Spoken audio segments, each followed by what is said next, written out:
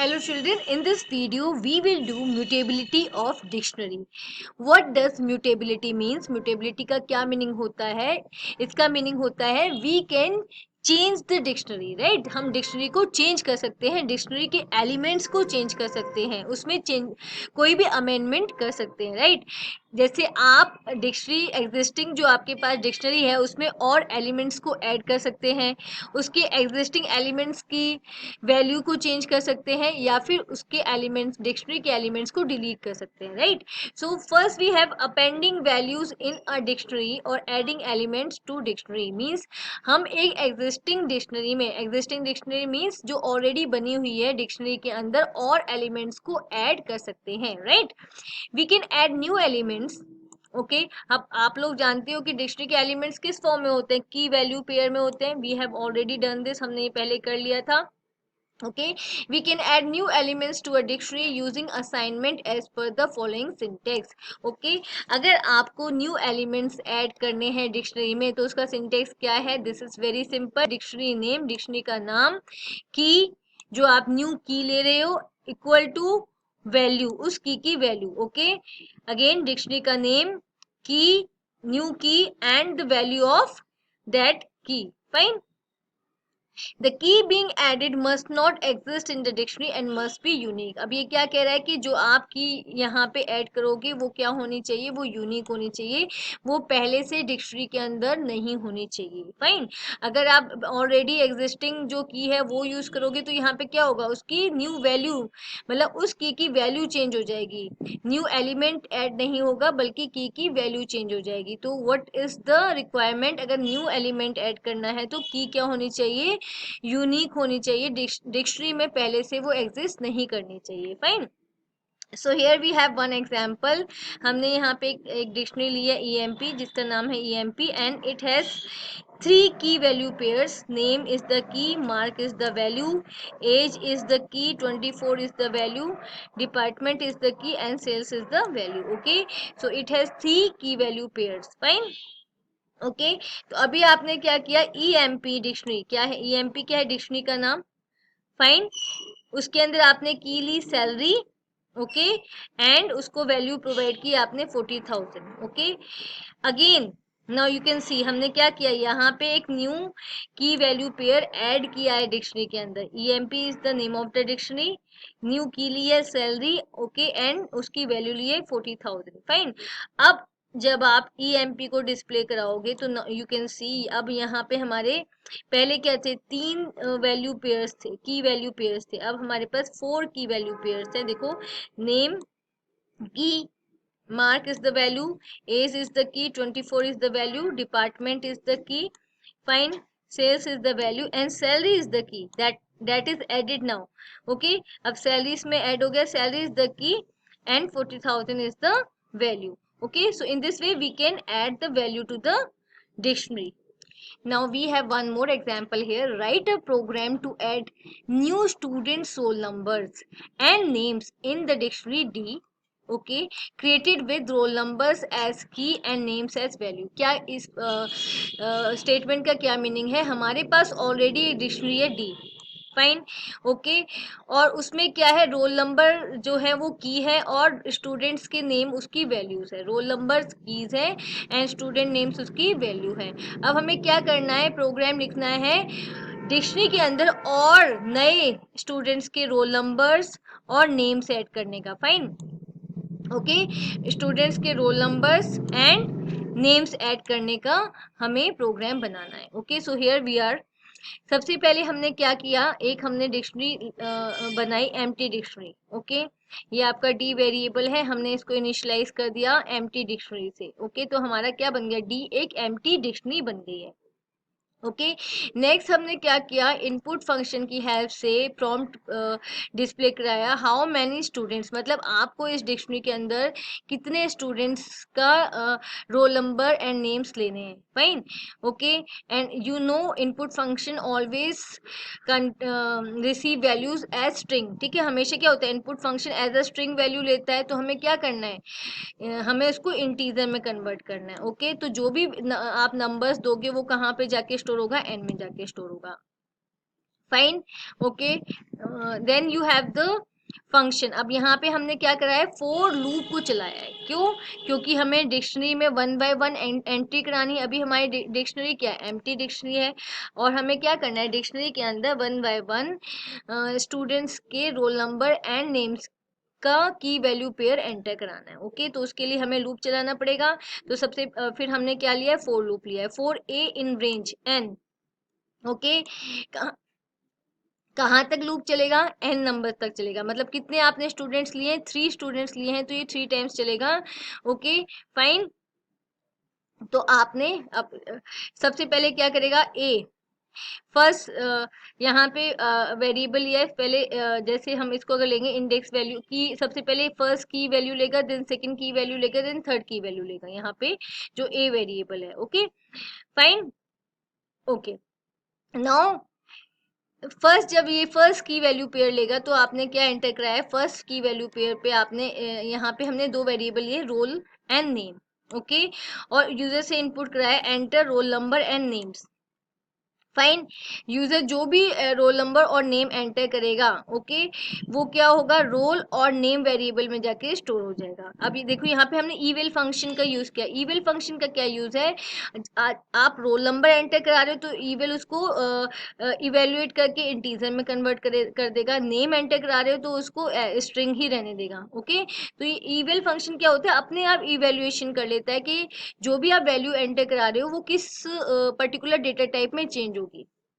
Fine, तो यहाँ पे आपको अलग अलग से इंट या फ्लोट या लिखने की जरूरत नहीं है, क्योंकि ईवेल क्या करता है, अपने आप इवेल्युएट कर देता है वैल्यू को। फाइन, ओके, तो आपने क्या किया, फर्स्ट टाइम आपका लूप चला तो आपने फर्स्ट टाइम इसके अंदर एंटर कराया। फाइन, क्या कराया, अब देखो यहाँ पे you can see, first time आपने one name Rohan, roll number one and name Rohan. Fine, okay. अब देखो आपने क्या किया, डी के जो हमारी एम्प्टी डिक्शनरी है उसके रोल पर, रोल हमारी क्या है, की, ठीक है, कौन सी वैल्यू डालिए, नेम। फाइन, ओके, एंड ये ए वेरिएबल है, वो कितनी बार चलेगा, तीन बार चलेगा, तो ये तीन बार एंट्रीज लेगा, तीन बार यूजर से इनपुट कराएगा रोल नंबर और नेम की। फाइन, और जो भी एंट्री होगी वो कहाँ पे जाके स्टोर हो रही है, वो हमारी डी डिक्शनरी के अंदर जाके स्टोर हो रही है। यहाँ पे हमने रोल जो हम एंट्री करवा रहे हैं वो एज अ की ले रहा है, और नेम उसकी वैल्यू ले रहा है। Fine, okay.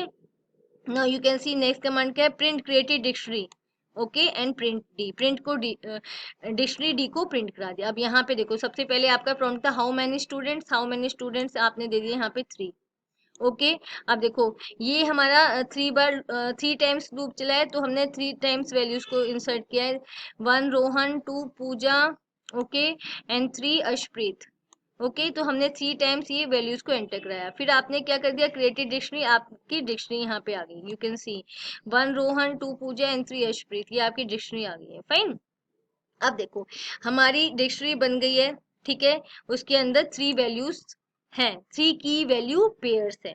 ओके, अब हमारा प्रोग्राम क्या है, हमें और न्यू स्टूडेंट्स के रोल नंबर और नेम्स को एंटर कराना है। फाइन, तो वो कैसे करेंगे, हमने यहाँ पे एक वेरिएबल ले लिया, आंसर ले लो, ठीक है, और उसकी वैल्यू हमने फिक्स कर दी Y, Y means yes. Okay, already हम वेरिएबल को इनिशियलाइज कर चुके हैं वाई से। ओके, अब यहाँ पे हमने वाइल लूप लगाया, while answer is equal to Y, तो ये डबल इक्वल टू क्या होता है, कंपैरिजन ऑपरेटर। ठीक है, ये क्या बोल रहा है, जब तक कि आंसर के अंदर जो वैल्यू है वो वाई के इक्वल है, ठीक है, तब तक ये लूप चलता रहे, वाइल वाला लूप चलता रहे। तो ऑलरेडी अभी हमारे आंसर के अंदर वाई ही है, तो क्या ये लूप चलता रहेगा जब तक कि आंसर में कोई दूसरी वैल्यू नहीं आ जाती। फाइन, तो हमने फिर से प्रिंट करा दी statement, enter details of new student. Okay, अब न्यू स्टूडेंट्स की डिटेल्स करो। तो हमने क्या किया, यहाँ पे दो वेरिएबल फिर से ले लिए, रोल एंड नेम, वही सेम वेरिएबल अपने, और हमने उनको इनपुट करा दिया यूजर से। ठीक है, तो ये वाला प्रॉम्प्ट हमारा आ जाएगा, enter roll number and name, और जो भी हम इनपुट कराएंगे वो हमारा डिक्शनरी डी के रोल में उसकी की जाएगी, और नेम में उसकी वैल्यू जाएगी। ठीक है, तो रोल नंबर की एज अ की बन जाएगा, और स्टूडेंट का नेम रोल नंबर का वैल्यू बन जाएगा। फाइन, तो ये कब तक चलेगा, जब तक कि आपका आंसर, जैसे आंसर फर्स्ट टाइम लूप चलेगा वो आपसे पूछेगा इनपुट मोर स्टूडेंट, क्या आपको और स्टूडेंट्स को इनपुट कराना है। ओके, अगर आपने वाई आंसर दिया तो ये क्या है, ट्रू रहेगी, ये आपकी स्टेटमेंट, आपका लूप ट्रू रहेगा। और अगर आपने एन लिख दिया तो क्या होगा, ये आपका लूप टर्मिनेट कर जाएगा। फाइन, तो हम इसको यहाँ पे देख लेते हैं। Enter details of new student, ये जो आपका ये वाला प्रॉम्प्ट है, ये वाला प्रॉम्प्ट आया enter detail of new students, फिर आपने किया एंटर रोल, फिर आपका नेक्स्ट प्रॉम्प्ट आया enter roll number and name. Okay, enter roll number and name, यहाँ पे आपने क्या कर दिया, roll number 4 and Deepali enter करा दिया। Fine, okay. One time loop चलने के बाद फिर उसने आपसे पूछा मोर स्टूडेंट्स, वाई और एन। ओके, अगर आपने वाई इनपुट कराया है तो क्या होगा, फिर से लूप चलेगा, क्योंकि अभी आपकी वाई लूप क्या है, ट्रू है। फाइन, तो यहाँ पे मैंने वाई कर दिया तो क्या होगा, one more time the loop will run, फिर से आ जाएगा enter detail of new students, enter roll number and name, तो मैंने next time roll number 5 and Sneha input करा दिया। फाइन, देन मेरा नीचे आया वो, उसके बाद फिर वो मुझसे पूछेगा और लूप चलाना है वाई और N. Okay, now I have given N, मैंने नो कर दिया। फाइन, नो करने के बाद क्या होगा, ये आपकी कंडीशन फॉल्स होगी, आंसर में अब एन आ गया है। ओके, अब वाई नहीं है तो आपका क्या होगा, ये आपका नीचे चला जाएगा, इसका कंट्रोल लूप टर्मिनेट कर जाएगा वाई वाला। फाइन, और जो आपने एंड में क्या दिया, dictionary after adding new students, new students को ऐड करने के बाद आपकी डिक्शनरी आप प्रिंट करा रहे हो, प्रिंट टी। ओके, तो नाउ यू कैन सी यहाँ पे आपका क्या है, पहले आपके में 3 की वैल्यू पेयर्स था, 1 रोहन, 2 पूजा एंड 3 अर्शप्रीत। ओके, जब आपने न्यू स्टूडेंट्स ऐड कराए हैं तो आपका क्या हो गया, 1 रोहन, 2 पूजा, 3 अर्शप्रीत, 4 दीपाली एंड 5 स्नेहा।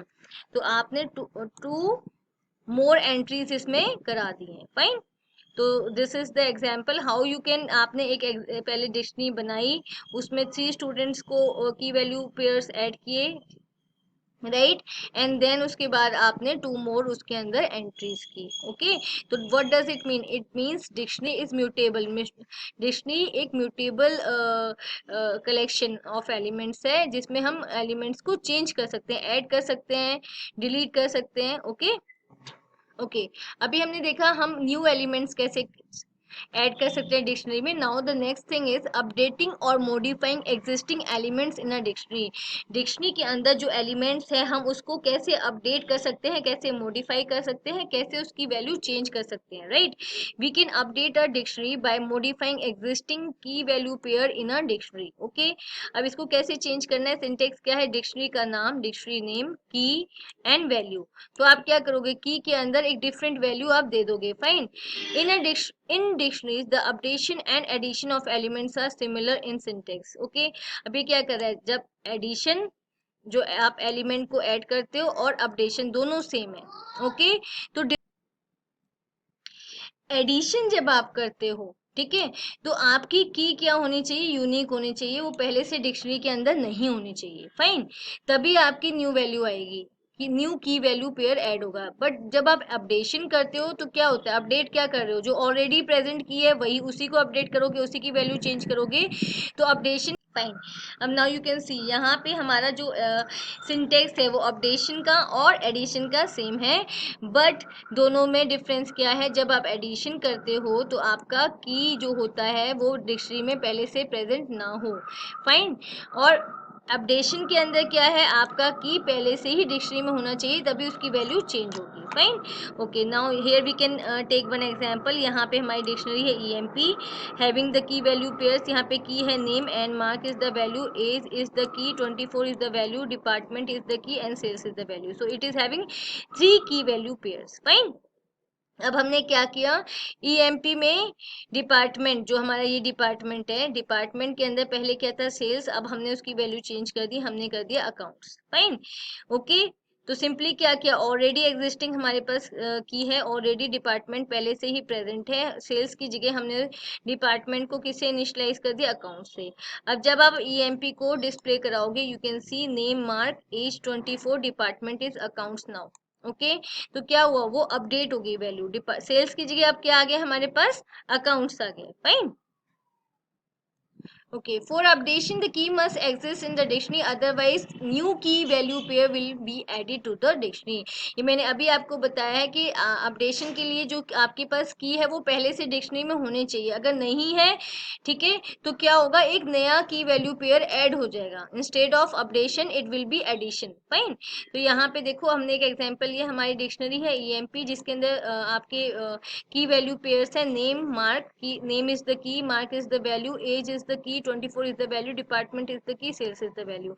अब हमने क्या किया, ईएमपी सैलरी एंड दे दिया 40,000, तो क्या हुआ यहाँ पे, और ये जो की है ऑलरेडी इसमें प्रेजेंट नहीं है, तो क्या होगा, न्यू की वैल्यू पेयर ऐड हो जाएगा इंस्टेड ऑफ अपडेशन। फाइन, अब जब आप इसको क्या करोगे, डिक्शनरी को प्रिंट कराओगे, डिस्प्ले कराओगे, तो नाउ यू कैन सी एक नया आपका की वैल्यू पेयर ऐड हो गया है। वाई, क्योंकि ये वाली की आपकी डिक्शनरी के अंदर पहले से प्रेजेंट नहीं थी। फाइन, अगर ये पहले से प्रेजेंट होती तो इसकी वैल्यू अपडेट हो जाती है, अब प्रेजेंट नहीं थी तो क्या हुआ, एक न्यू की वैल्यू पेयर ऐड हो गया डिक्शनरी के अंदर। Now here we have two dictionaries can be merged into one by using the update method. हम दो डिक्शनरीज को मर्ज कर सकते हैं, किसकी हेल्प से, अपडेट मेथड की, अपडेट फंक्शन की हेल्प से। It merges the keys and values of one dictionary into another and overrides value of the same key. Okay, अब ये क्या कर रहा है, दो डिक्शनरीज को मर्ज कर रहा है, आपस में मिला रहा है, तो अगर दोनों में कोई भी की सेम है, फाइन, तो क्या होगा, ये ओवरराइड कर देगा वैल्यूज को। कैसे, हम एग्जांपल की हेल्प से देखते हैं, पहले इसका सिंटेक्स देखेंगे कैसे होगा, dictionary name 1, okay, update dictionary name 2। Fine, हमने क्या लिया है, यूजिंग दिस, अब ये सिंटेक्स है इसका, dictionary name 1 dot update function, और अपडेट फंक्शन में हम पास कर रहे हैं dictionary name 2। Okay, using this dictionary name 2 is added to the dictionary name 1। Okay, ऐसा जो आप सिंटेक्स यूज करोगे तो क्या होगा, डिक्शनरी नेम 1 के अंदर डिक्शनरी नेम 2 क्या होगी, ऐड हो जाएगी। Okay, that means first dictionary के अंदर ये सेकंड डिक्शनरी जो आपने अपडेट फंक्शन के अंदर पास की है वो उसमें ऐड हो जाएगी। फाइन, इसको एग्जाम्पल की हेल्प से समझते हैं। हमारे पास D1 है, ये डिक्शनरी है D1। फाइन, इसके अंदर 3 की वैल्यू पेयर्स हैं, 1 इज द की, 10 is the value, 2 is the की, 20 is the value, 3 is the की, 30 इज द वैल्यू। फाइन, और सेकंड हमारी डिक्शनरी है D2।